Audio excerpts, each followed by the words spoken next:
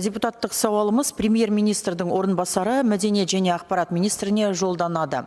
Құрметті Аида Ғалымқызы, мемлекет басшысы Қасым-Жомарт Тоқаев білім беру жүйесін дамыту мәселелері жөніндегі бір қатар отырыстарда мұғалімдерді өзіне тән емес функциялардан босату, артық есептіліктің қысқарту қажеттігін ерекше атап өткен болатын. Аталған ұстаным Аманат партиясының сайлау алды бағдарламасында да нақты көрініс тауып, педагогтың бюрократиялық жүктемесін азайту және оның кәсіби қызметіне шоғырлануына жағдай жасау басым бағыттардың бірі ретінде айқындалды. Соңғы жылдары Қазақстанда білім беру жүйесін цифрландыру бағытында айтарлықтай қадамдар атқарылуда. Солардың ішінде күнделік KZ платформасы оқушылар мен мұғалімдер арасындағы байланысты жеңілдетуге және білім сапасын арттыруға арналған құрал ретінде енгізілді.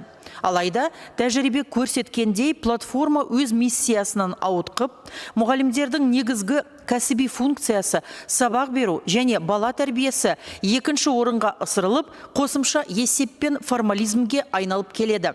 Цифрлық трансформацияның мақсаты уақытты үнемдеу және тиімділікті арттыру екені баршаға мәлім. Бірақ бұл тұрғыда ол мұғалімдер үшін қосымша жүктеме болып отыр. Мысалы, аптасына 25 сағаты бар мұғалім күнделік KZ-те күніне 1-1,5 сағат уақыт жұмсауына тура келеді. Яғни күнделікті тақырыптық жоспар жасау, үй тапсырмаларын қадағалау, бағалау және оқушының түсінгенін талдауды электрондық күнделікке енгізу қосымша уақытты талап етеді. 90-ның соңындағы кезеңінде бұл жұмыс көлемі 2 есеге артатыны айтпаса да түсінікті. Нәтижесінде мұғалімнің сабаққа дайындалатын уақыты қысқарады.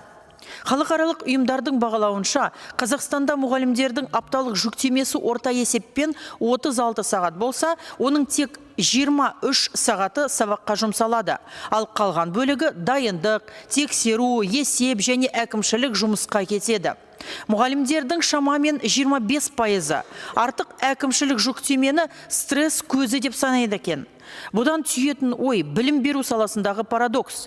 Қағаз бастылықтан арыламыз деп жүріп, мұғалімдерді цифрлық есептілікке байлап қойдық. Бастапқы идея қандай еді? Мұғалімді артық есептен босатып, оның уақытын оқушыға бағыттау болды.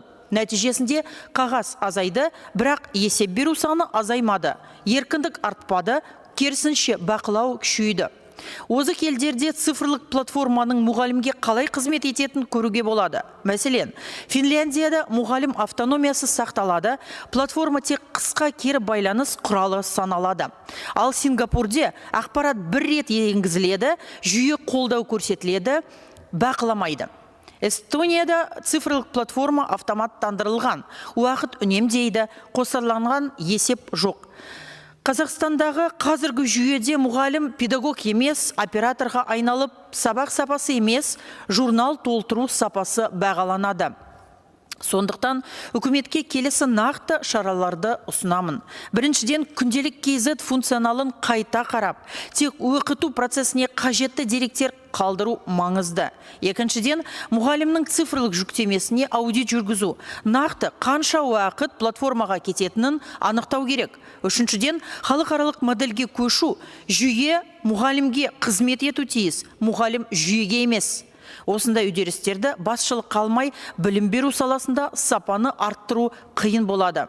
Депутаттық сауалға жауапты заңнамада белгіленген мерзімде беруіңізді сұраймыз. Аманат партиясы фракциясының мүшесі депутат Дементьева.